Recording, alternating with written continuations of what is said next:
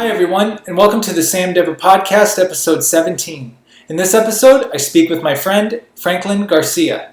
Franklin is an actor, a writer, an artist, and a super amazing human being that I met here in Los Angeles through the acting community at Playhouse West.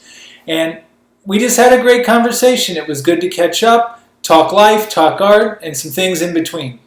The book of the episode is called Rediscovering Life by Anthony DeMello, someone you hear me talking about quite frequently. You always hear me talking about awareness, the book he wrote. This is another one called Rediscovering Life. Similar that just things to think about, different ways of looking at the world, things that you think are big deals aren't really big deals, and just being grateful for everything. Pretty much anything by Anthony DeMello I've read has been spectacular. So, book of the episode, Anthony DeMello, Rediscovering Life. And without further ado, here's my conversation with Franklin. Franklin Garcia, welcome to the Sam Dever Podcast. Thank you. I'm excited. I'm excited to have you. I like, first of all, I appreciate you coming on. Well, thank you. I appreciate you wanting to have me on. I feel honored. Yeah, no, you're one of those guys, man. Ever since I met you, it's been nothing but great energy. You're such a positive individual, passionate individual, just a cool dude. So why wouldn't I want to talk to you for an hour, capture it, and put it on the internet? All right, let's do this. Yeah. Oh, thank you. Look at that. I have something to live for now. Here it is, baby. Yeah. I was talking to you in the recording or the pre-show room. So you are from Long Beach, California. That is where you grew up. Is that correct? That is 100% correct. So when I hear Long Beach, not being from this area originally, I think of Sublime, and I think of Snoop Dogg. Basically. I didn't know Sublime, but I knew the whole Snoop Dogg thing, yeah. So what was that like, man? What's it like to grow up in Long Beach? I don't know, man. It was younger Franklin wasn't really invested in the scene and the streets and whatnot. It was just, floating by, eventually run into something interesting and then just float on. Yeah. Did you spend times in other parts of LA growing up, or is it mainly you stuck to Long Beach? It was just Long Beach, born and raised in Long Beach.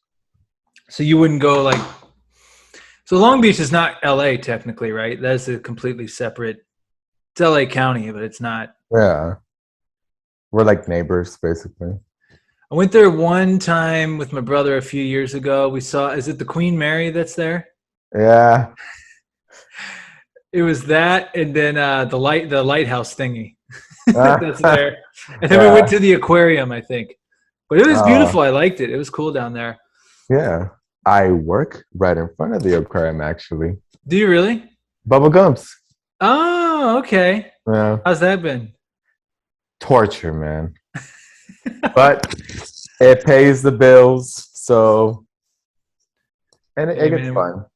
Yeah, we all got to pay those bills. And so, okay, you grew up in Long Beach. So what led you to getting into, because I met you through the acting community at Playhouse West in particular. What led you to want to get into acting? Well, Sam, back then, I always had this, I want to be an entertainer. Believe it or not, I actually wanted to be a model back then. Really? I really wanted to be a model. I was obsessed with it and everything. And then, obviously, that ship sank quick. And but my motto has always been, everything happens for a reason. But yeah, I wanted to be a model. I even auditioned for America's Next Top Model, failed miserably. Mm-hmm. And then that led to acting, actually. I've always wanted to be in the entertainment business. And now I don't even call it entertainment business. I call it more art and creating our life. Yeah. So okay, you tried you wanted to get into modeling, but then you're like, okay, I don't want to. I'm not going to do this. What? How many years ago was that turning point where you're like, okay, I'm gonna investigate this acting business? Man, that was like around decade ago that I wanted, Wow. that I started, taking steps towards something. I joined this one little talent school. I don't even know the name of it. I don't even know if they exist right now. But, you know, nothing happened from that. And I still, like I would just find auditions randomly here and there. I actually did 3 runway shows. I walked 3 times. So you So were a model. I guess, I mean, I You not did professional. modeling. That's modeling. I guess I did something, I guess. But In your bio for this episode, I'm going to introduce you as former model and current actor, Franklin Garcia. Oh my God, please spare me the humiliation. No, but yeah, and then that didn't happen, and now I'm here 10 years later. Wow. And then, how did you find Playhouse West, by the way? I don't think I ever asked you that. Oh man. Because that's where you and I met. Yeah, Playhouse West, man. So exactly 2018, July, I'd like to say it was 17th of July 2018, was when I actually took action, drove to LA, to North Hollywood on a Tuesday, noon, audited Carnegie's class, and signed up right there, right after class. And I was just like, I can't wait to start. So I actually started on Thursday. Thursday was the first day with Wolfgang Bodison, my acting dad. Shout out to Wolf. And then the next week I had Holly on Tuesday, the acting mom. So the best duo. Yeah. Mr. Carnegie, the whole crew. Yeah. Yeah, Kathleen, all those people. I love They're them. all amazing. Yeah. They really are, man. I love them. And I love everyone that I come across and meet in that school. It's brought me a lot of joy. So yeah, and then before I took that step to drive up to North Hollywood, I was in some pretty deep stuff, man. Depression and just letting life chip at me little by little without even reacting to it, or just letting it happen, little by little, dying slowly in the inside, let's just say it like that. And I was just doing my constant routine: work, gym, eat, go home, work, gym, eat, go home. And I did that for many years, and it's like, okay, nothing's happening. I'm stagnant. And I was very, very in denial, and like I literally ended up in severe depression, which is funny because I didn't feel it, but it was there. This one girl actually saved me from that spiraling routine. She got me out and about because I didn't really do anything. I didn't go out. I tried to save money, but I didn't save money, I don't know how that happened. But and then like I got my car, my wings, and then I was like, you know what? And I made a profile on Backstage, and I was just like submitting myself. I was such a green actor back then. I didn't know anything. I didn't even know how to do the cover letter, and it's like no resume, no acting experience. And I booked one audition. I didn't book the job, but I got the audition. I walked off to Santa Monica and Main Street, the Hollywood and Film casting little building. Oh, yeah. Oh my God. I walked up, I parked. I took 3 steps and I was like, I'm going back. I can't do this. The adrenaline, man. The adrenaline just like, I was like, oh my God, what am I getting into? And I was like, you know what?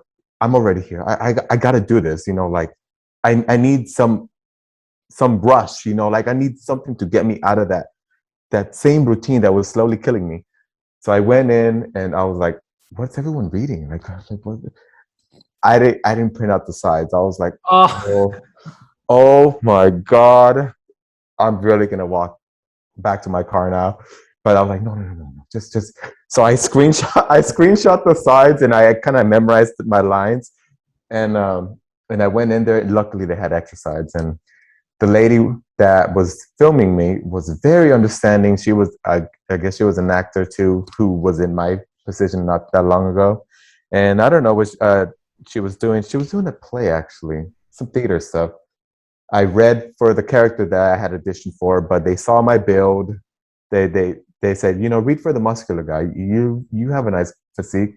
So I read. It was nerve wracking, but the casting lady literally made me feel at home, and I was more relaxed and walked out of the building with such a pounding heart and full of adrenaline. And I was driving back to go back to work because I switched my AM shift to my PM shift. And I was like, oh my God, I don't even want to go back to work. It was the best adrenaline I've ever had. It was better. It was better than sex. Wow. It's like, oh my gosh, what is this? There's something that I'm not good at, that I don't know anything of this, because I was so good at my job. I already knew how to do my job and everything. But I was just like, what is this? Like, I bombed it, of course, the audition, but it was But it exposed you to a different side of life that it was something that just like, it was an ecstasy that just like just filled me up, and I was like, I wanted more. And then I was submitting myself nonstop, went on more auditions, never heard from them. And then I came across a video on YouTube from Wendy Elaine Wright. Yeah, I know who that is. And I was watching her, and I was just listening. I was taking notes to this lady, and I was just like, oh my God, this is so helpful and everything. And she mentioned Playhouse West. Thanks to Wendy Elaine Wright, I heard about Playhouse West. And she mentioned some names, like I always have been fond of James Franco. And she mentioned his name, and I was like, what? Playhouse West? And I would look it up on my map on my phone, and I would direction it, and it's like an hour away, yada yada yada. And I saved it, and it's like, I'm gonna go one of these days. And I finally went, and then I signed, and ever since it's been history, man. Wow. I know. I never heard any of that. Yeah, and for the listeners or watchers, yeah, I really admire your dedication, because you commute from Long Beach constantly.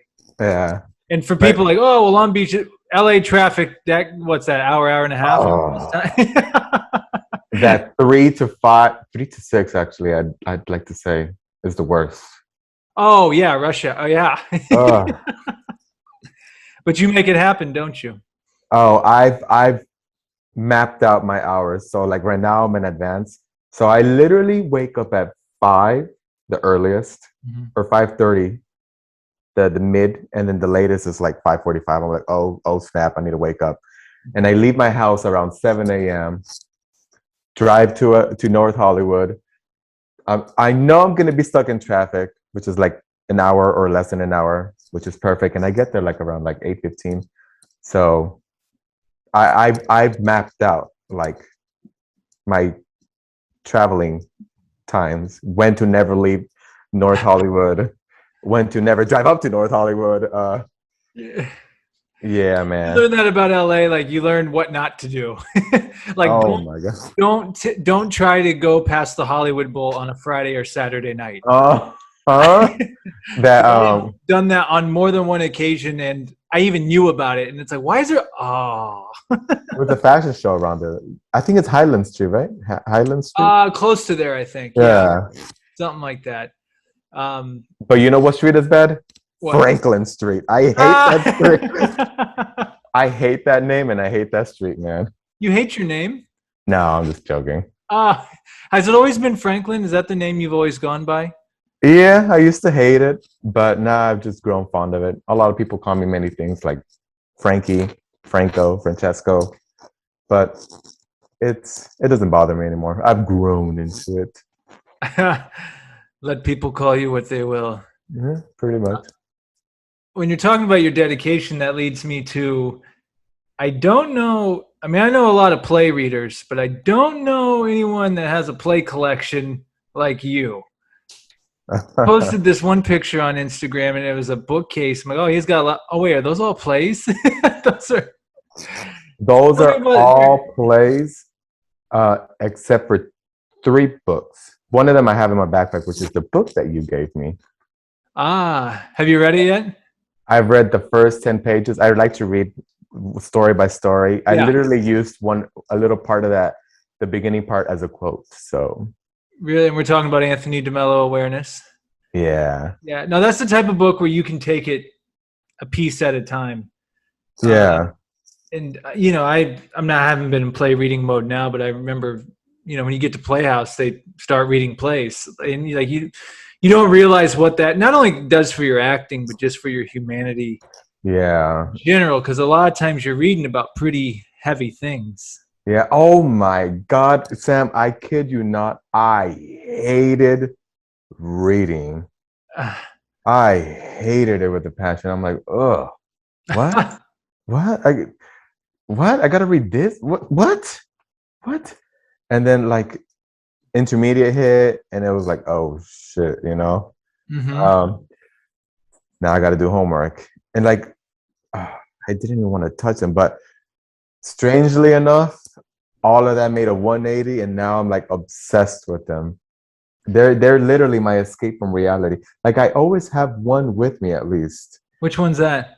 So this one that I'm reading right now is George A. Romero's Night of the Living Dead. Is that a movie too? I'm pretty sure it's a movie, but this is the play actually. Wow. And where do you find these at? Do you just go to, or where do you, I guess, if you could give away your secrets, where do you go for your plays? Well, What makes you pick them? back then I used to do what Wolf said not to do. Oh, that's a pretty color. Let me pick that. And just pick randomly stuff. And I would go to the Iliad, which is like 5 minutes away from Mag One. Mhm. But now I've gone very good at picking out my plays. I usually just use Concord Theatricals or dramatisplayservice.com. And that's where I research all like the plays, what the theme is about, the genre, the strong male leads, strong female leads, everything. Short plays, one acts from both sides. And then sometimes I Google them. But I've gone pretty good at selecting plays now. I literally just read the research. Once you find a playwright that you like, you pretty much have to check out the other ones, like Ken Lud. I'm obsessed with Ken Ludwig's plays right now. Comedy of Tenors, Lamia Tenors, the Gods of Comedy, Buddy Thomas, Physical. Nicky Silver is one of my favorites, actually. I just love his plays. So comedy is your favorite? Huh? Or Comedy? comedy is your I mean, I read a little bit of everything. I try to stay away from the drama stuff because I'm already a depressed person enough as it is, so it just lingers in me. But comedy is just like it definitely got me through COVID. Let's just say that to escape reality. All these voices that I created in my head, and like the painting the scenarios and like just hearing these different voices, Harold, and just like the way they would talk.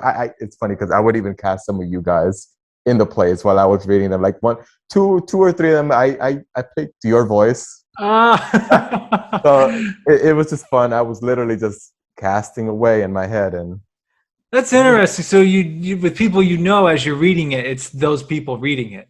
yeah, Huh. yeah, That's a unique way to look at it. yeah, definitely. Try that. Well, and you mentioned your depression, and I wanted to get into your artwork and stuff because you're an amazing artist. Thank I don't you. know what would you consider as like drawings? Is that would that be what it's called? What you do? I don't know if it's Um, painting or drawing or. well, my media is ballpoint pen Mhm. with, well, it starts off with pencil, ballpoint pen. I think it's the G2 pen, and then the background is black ink. So I guess drawings pretty much. So my art is, I specialize in surreal art. Mhm. So that's my jam.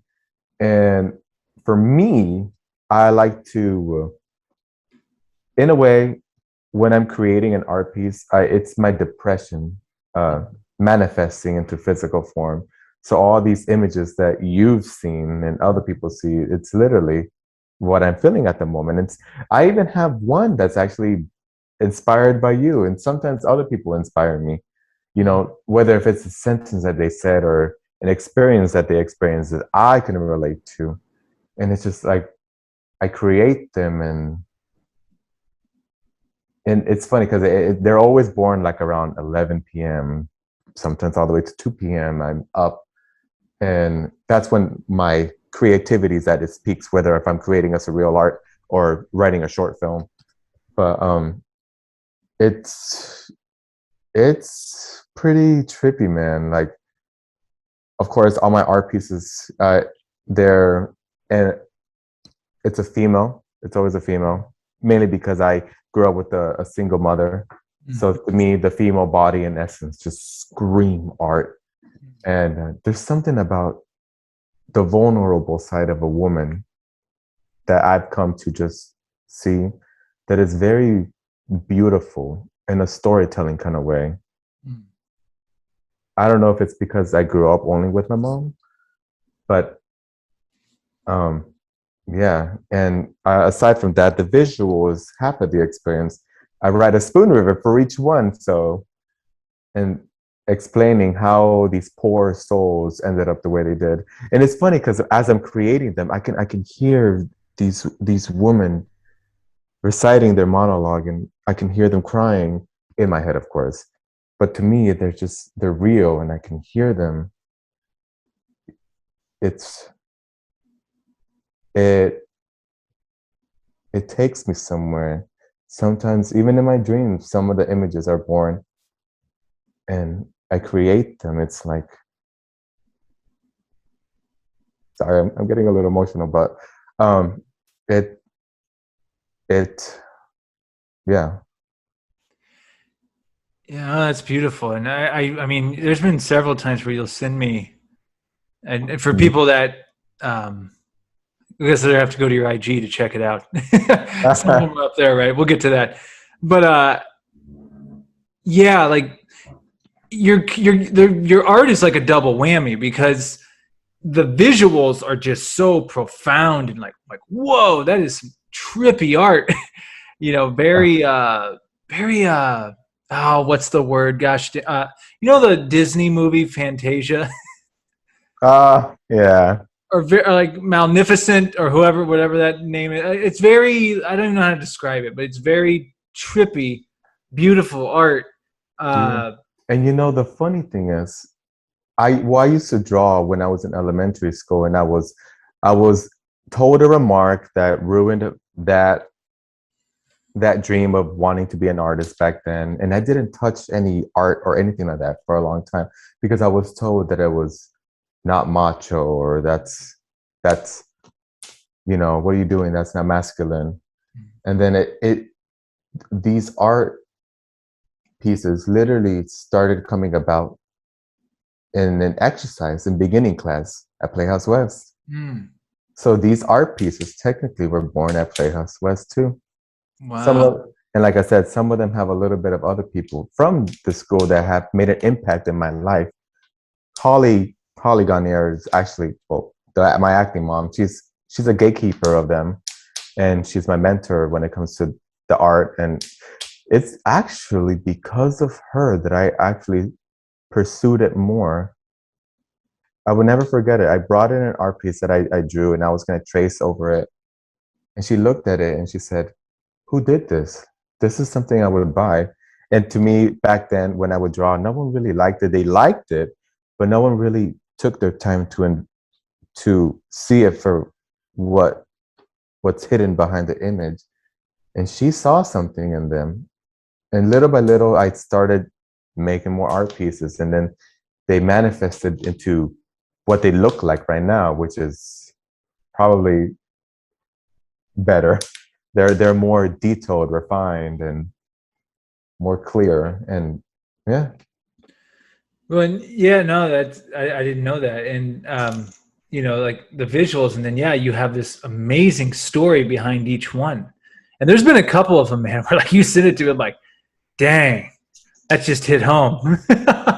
Yeah. I I'm can't actually, remember off the top of my head, but yeah, there's been a couple of them like, oh, I know one. I know one that really, it was just really eye opening. And I apologize for butchering it, but it was basically like the concept of someone that was looking back at their life and realizing like, well, I missed my opportunity. I guess I'll just get ready for the next one, or maybe in the next life. I don't know which oh no, one. Do you know which one I'm talking about? that's the one that's kind of inspired of you. Oh, Yeah. Oh man. would you So mind sharing about that one? so literally the the newer ones were born in COVID, and that one in particular, oh, so first of all, it's called Lament. It Mm-hmm. literally stands for living, not living life to the fullest. You know, you didn't appreciate things, and they were just completely stripped away from you. You know, when the world froze, aka COVID, and then you just, instead of living life to the fullest, you just maintained yourself there. You just waited for your time instead of taking action and doing things and taking the first step. And instead of that, you let this happen to you. You didn't cherish what you had back then, and now that you can't grasp it, you look upon it and it's like, look at what I had and what I could have done. But and then it's just realizing the fact that you took things for granted, and all those opportunities that could have been will never come your way again. And to live with that regret, to me, it kills me. But and then there's a little bit of a hopeful side to it, where we're talking about reincarnation, aka the future. You know what you're gonna do now, and what you're not going to do. You're going to take action. You're going to take risks. You're going to take big swings. You're going to do everything you could have done back then and you didn't do in the future. But then the ending, it's like, as we wait right here, we'll endure everything that we get. We'll pay the price of our errors. But then, we'll be ready. That's beautiful, and I believe you just picked the book of the episode unintentionally.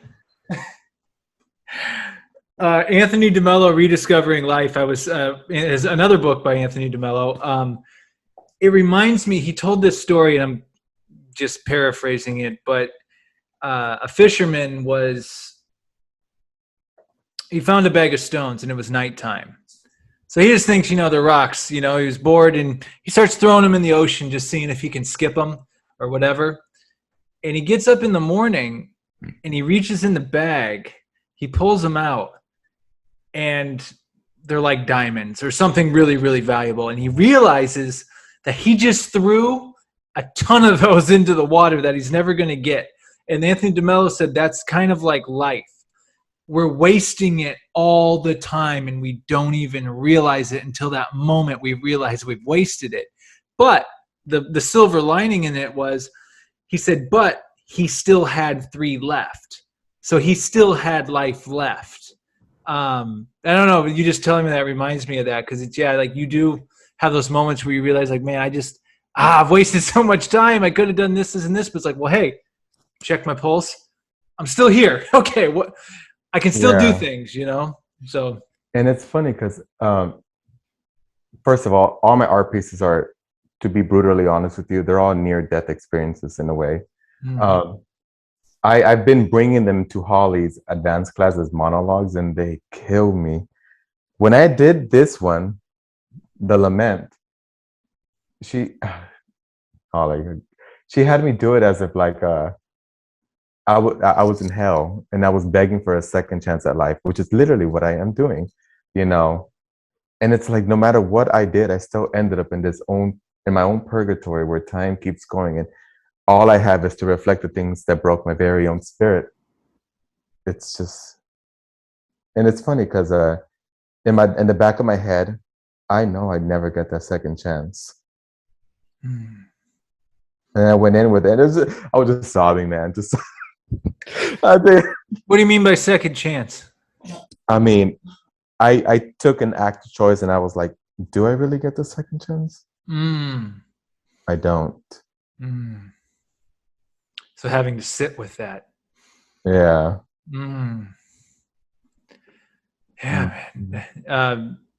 So with your, your depression you've gone through and everything, so like acting and these artwork and these poems, I mean, I would think it's essential to you, right? I mean, it's therapy, really. Oh yes, I love it. Like this is the best decision I've made in my life. I'm literally not even regretting anything that happens, whether if it's I fail in class or or anything bad happens. It's this journey that I'm in right now. It's just so worth it because it's like look at all the people I'm meeting. I'm meeting so many people, and then I went into that school with just the sole purpose of just like wanting to do art, but then in my tree of like aspiration, a branch grew to like theater production, and then another branch grew towards writing short films, and then another Mhm. branch grew into like reading plays and writing scripts and directing and special effects makeup, and it's just like it's an ever growing tree that's never going to stop growing. Yeah, yeah, you writing films. How's that going? Oh my god, I love it. It's another form of escape from reality for me. Just to sit home and just like type something up, and it's just creating these stories. Well, a lot of the things that I write. The location is literally Mag One or Lancashire, Ah, whatever fits there. Because I'm just like, okay, let's just type this. But like, it's just creating these characters and just writing, and then just it's your world. You create a new universe. You create the rules, the boundaries, and then it's like you use real life experiences and what you don't want to exist in this real life, or maybe you use that to exist in this life. And it's just like this. It's writing these stories or short films in general. It's it's a limitless, boundless fountain of creativity, and it's endless. It can be anything, and it's beautiful, and I love it. That's why I always enjoy Kathleen's and Doug's online classes at the moment.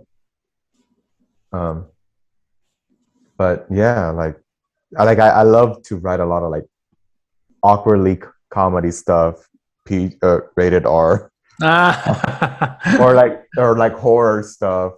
Horror comedy is probably my favorite to go to. Mm. I don't know. I just gravitate more to like comedy stuff. It's just funny. Yeah, man, you really, yeah, it's inspirational. Because you're right, man. Like, there is creativity does know no bounds. Yeah, I know for myself, like, yeah, I mean, whether it was acting or music or anything creative, like it does allow you to escape reality for a hmm, moment. Reality always yeah. comes back eventually. Uh-huh. It comes in the mail in the form of Yeah, an right. envelope. Exactly. Exactly. The reality bills still come. Those uh, don't go away. But I think that's what, especially like a place like Playhouse West, what really drew me to those moments when you're on stage and you're connecting with that person or people on the stage with you. And at those moments, literally everything drops away. Everything. yeah, Whatever you were worrying about, whatever's going on in the world, like gone. Like you are now yeah, for this moment in this world right here. So I dig yeah, that, man. I dig that perspective you have. yeah, It reminds me too, like what drew me and draws me to that types yeah. of art forms. It's and then that the power of the stage, it does something to you. Hmm. Yeah, that stage, man. You've been going to some plays, right? I've seen you. I've seen Yeah. you. How's anything good out there? Well, I I've been okay. Here's the thing. Uh huh. I've been taking myself out on dates, to go Now see we're these getting to the plays. good stuff. Ah, yes. You said it first, not me. So, all I've been taking right, so you've been myself out taking on yourself on dates. dates. The first date that I took myself on was to go see Noises Off. I love that play, man. Oh my God. If you ever get the chance, watch it. It is so funny. I had to see it 3 times. So I saw it 3 times. That's how funny it was. And then, of course, I saw Angels in America Part 1 in But Long that Beach. was good. Yeah, because I don't know. I mean, there are some other like theaters that are putting up plays, but Long Beach is kind of closer to me right now at the Yeah. moment. So I'm just been going here. And then I recently saw my first musical, which is Sister Act, which was really funny, by the way. I've Oh, never wow.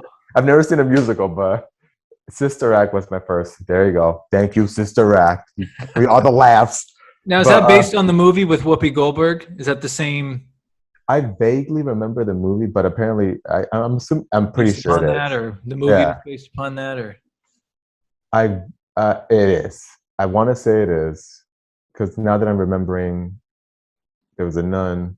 Yeah, it is. It is. But yeah. So so you take yourself on dates, and I like that. I think that's a great idea. Uh, What led you to that? Like, hey, I'm going to start taking myself on dates. because I'm fat and ugly. You're not fat. No, No, you're in the gym like 5 days a week, probably at least. yeah. Well, I don't know, man. You're a Sam. former model. Oh my God. Oh God. No. Sam Dever. Uh-huh. I'm just gonna be upfront with you. Okay. I have no game. Okay. Well, let's talk about that. I don't have. I don't even know what game is anymore. So. Yeah, man. I don't know. It never really worked for me. I haven't even been on my first date. Sad, right? But You're saying it's you've so never been on a first date? no. It's not sad. Because dating, I don't know. It's a weird climate right now. I feel. I don't know. I'm not. Obviously, people are dating, but it's. I don't know. I don't know if it's people's mind frames toward it, or they just want to do it through the app, and there's no other. I don't. You know what I mean? Like I don't know. I probably shouldn't start talking about it because I'll start just going on a monologue. It'll probably inspire your next art piece, actually. Right? Rejection. Well, I There you think go. you and I were talking. I think that's really cool that you're taking yourself out on dates because here's one thing I can say with full confidence. It's one thing that I've learned, whether it's through reading books or experience or whatever. You have to enjoy your own company. Like you Uh-huh. have to be able to be happy on your own. Um, anyone else that comes along is great if they Hmm. compliment you, but to have the mind frame like, oh, I'm not going to be happy unless I'm going to have someone come to this play with me. You love plays. I love You enjoy them, like, and you're having a great time. And I think it's in awareness. I think it's in the book I gave you. He talks about. I believe he talks about. In this case, it was two friends had gone to the movies and they had a blast. They had a great time. But then this person saw that so and so went to the movies with a romantic partner. And they saw uh, that and they go, well, I don't have a romantic partner. So, oh man, and they instantly get depressed and sad. But 2 seconds ago, they were extremely happy. yeah. But I think, by doing things that you want to do and you really enjoy doing, Uh-huh. you're going to run into other people that are doing the same thing that you're doing. Yeah. Younger Franklin would have been like, I don't want to do this by myself. But now, it's like my art piece. Mm. Now I'm going to do things that I didn't do back then. I'm not going to wait for anybody. If I want to go see a play, I'm going to go see a play, whether if it's by myself or not. I'm going to enjoy this play. Yeah, no, and that's really, dude, that's an amazing, it's a good mind frame. I don't know. I got a couple friends I know that they'll go out by themselves the entire night. Like they'll run into people and stuff, but to have that drive and that Yeah. confidence to like, hey, whether I run into anyone tonight, I'm going out. Like, so I Yeah. think that's awesome, man. Keep doing that. I think that's an Thank you. awesome. Thank you. I mean, you won't see me like at a club or a bar by myself. That you won't see. I mean, mainly because I don't drink alcohol. But Yeah. and I can't my attention span in those places is just like, what am I doing here? Why? In like Oh 5 minutes, yeah. I'm like, is it time to go yet? So I used to be DD for a long time and never again. But For your friends and stuff. for my friends, That's a nice gesture. hmm, is it Probably time? a lot of annoying rides on the way home, though. Probably. Yeah, a lot of annoying rides, a lot of throwing up. Hey Franklin, let's go through the drive-through. I want tacos. I mean, I want burger, man. Let's no, come on. They're still open. Let's go. man. But yes, Sam. Yeah, keep doing your thing. When you're a gym rat, which I Yeah, respect. I look forward to returning to gyms soon. yeah. Uh, but there's something about it. How'd you get? How long you been working out like you have? Almost 2 decades. Oh, okay, for a minute. Yeah. Yeah, that's all. That's pretty similar to me. Honestly, that's probably out of all of the habits I've picked up in life, that's probably one of the most important I've ever picked up. Yeah. It's like it doesn't even cross my mind. I know I have to go to the gym. Yeah. Even if I don't do anything, I go. Mm. But I still do something. But like I've always been very, very obedient when it comes to exercising. Mm. Yeah. And I lean more to healthier food. I mean, I won't say no to 2 In-N-Out burgers, double doubles. But Animal style. no, just regular raw onion with chilies. Oh, Uh, but but yeah, I don't even know. Yeah, it's like when you're driving and you know where you're going, but your mind is somewhere else, and you're on the freeway, mhm.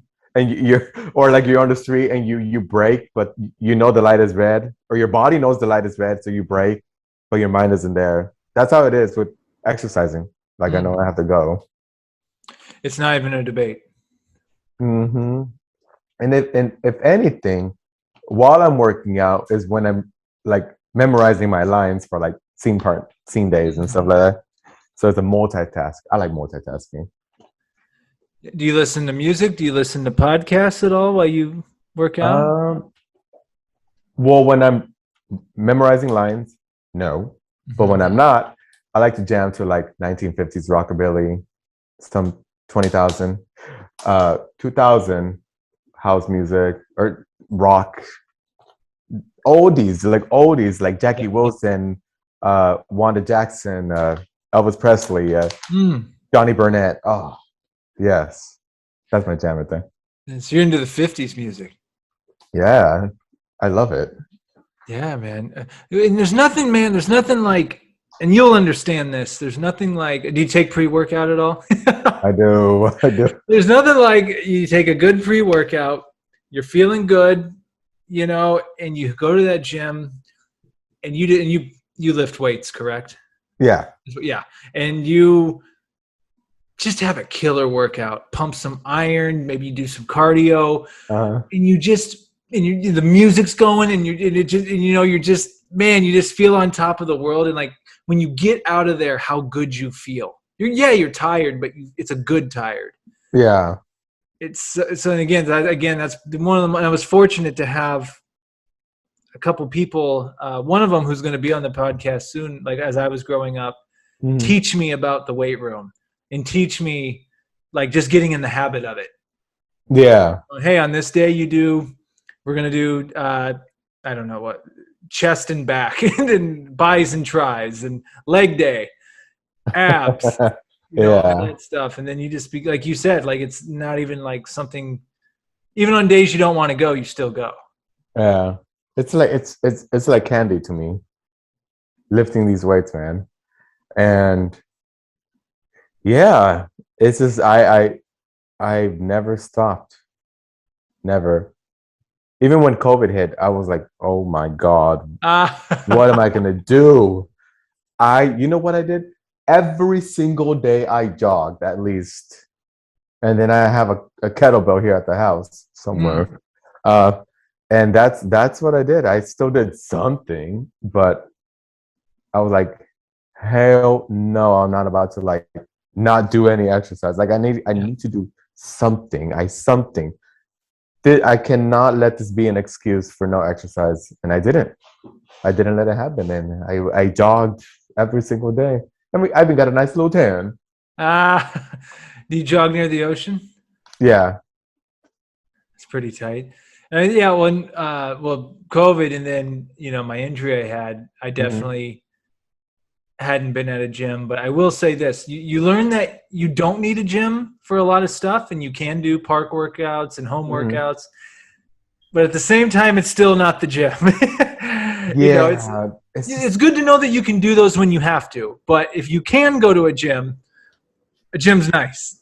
you know what it is for me what I've realized it's I like to feed off energy, Exactly. people's energy. Like in Exactly. my mind, it's a friendly competition. Like, oh, he's lifting heavy. Like, I could be like this person, or I can do better. Or it's all about surrounding yourself with the right motivation. To Mm. me, it's like it's yeah. Even with the same with Playhouse, I never I hate missing a day of school. And I used to hate going to school. Mm. But that's one school that I don't hate going to. Ah. Yeah. So Yeah.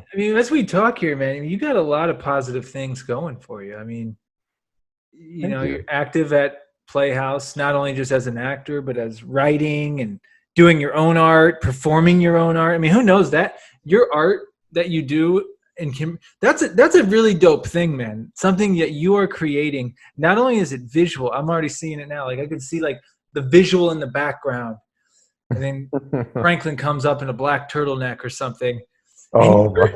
you perform piece, whether it has music or not, I don't know. But the fact that you have an artistic outlet of something that you can create and share in so many different ways, including performative, that's dope. Yeah. You're taking yourself out, you know, you're finding, you're discovering yourself. And that, I think that's so important for people to do, man. So keep Yeah. doing what you're doing, man. I think that's a great energy and a great vibe. And you're a really good person. So, Thank you. Thank you. Likewise to you too, oh, sir. thank you. Yeah. So I mean, yeah, I mean, in terms of dates, those will come. Nah, I'm not too worried about that. Yeah, I mean, I, it doesn't matter, you know. I've come to realize that I'm just gonna be old, single, and bitter, and I've accepted it. Well, you'll sure as hell throw that bitterness into art pieces. Yeah. Or I could use it for like for my fuel for like some intense scene. Which is funny Yeah. because I'm so looking forward for like Holly's advanced class because I'm doing a vampire scene. Like, oh my God, like what the hell? Like, Oh, you're a vampire. no, my partner is Oh, Bob. wow. I don't know if you know Bobby Slawski. Oh, yeah, I know Bobby. We're gonna do a scene, and it's like we're both just. I don't know if it's just me, but I'm looking forward to that scene. It seems like that, just like, oh my God, I can't wait to put this up in class. Please let's put this scene up, please. I can already see it. But yeah, man, that's my mission, to find the most interesting, kind of like that one commercial, the most interesting man in the world. I'm here Yeah. to find the most interesting scenes in the world of plays. Well, yeah, was it not too long ago when I saw you were with Eric and you have this binder of scenes Oh, in plays, and I'm like, shoot, I miss. And I was fortunate because we never crossed paths in class at that time, but uh-huh. like, man, I could have used that in a few situations looking for scenes. Yeah. Some of those scenes I kind of threw out because they were like so old, Uh huh. but I have another binder with some rocking scenes, man. I just can't wait. How many plays have you read? Uh, I just finished my 229th play. I'm on 230. Do you have a favorite play? Do I have a favorite play? Or if you can't pick one, what would be your favorite? Just two or three that are some of your favorite. Two or three. That's a hard one to answer. That is such a hard question to answer. Because some of these plays I love for different reasons, and some of these plays I love for the reasons that don't belong to the other reasons. Man. Wow. I'm struggling here. Uh, just pick a play you like, I guess. Or what's one that just sticks out in your mind when you think about it? Oh my God. I'm thinking. Holy shit. Oh my God. There's just so many. We're talking about 229 plays here that Yeah. I've read. Oh, You've read 3 Years from 30, right? I haven't read that one. Oh, that last, I won't give it away, but that last scene in that place, maybe one of my favorite scenes. Is it depressing or is it comedy? It depends how you look at life. Wow, if we're going that route, okay. If you ever get the chance to and come across the play Kindness by Adam Rapp, Hmm. that ending will fuck you up. It's called Kindness. Kindness by Adam Rapp. Adam Rath. Yeah, I haven't read Yeah. a play in a while. That might be, yeah, I might have to read that. Yeah, check that one out. That one, oh man. I literally about to start my shift at work and I was like, I know I'm 1 minute late, but I gotta finish the ending of the play. Oh, the ending of the play. And I'm serving and I'm crying at the same time. What? Hold on, I can't serve you right now. Let me just go get you some waters real quick. Uh, And then at one point my manager sees me just sitting at the table and just like crying and doing a synopsis of the play, informing these people why this play is so sad and good, and then just like they're like, "Oh my God, you poor thing." But yeah, read that one. Okay, I got one. okay. Nikki Silver's "The Agony and the Agony." Huh. That one's funny. The Agony and the Agony? Yes, And it's a comedy, not a drama. it's a comedy. And then that one was really funny. Physical by Buddy Thomas is funny.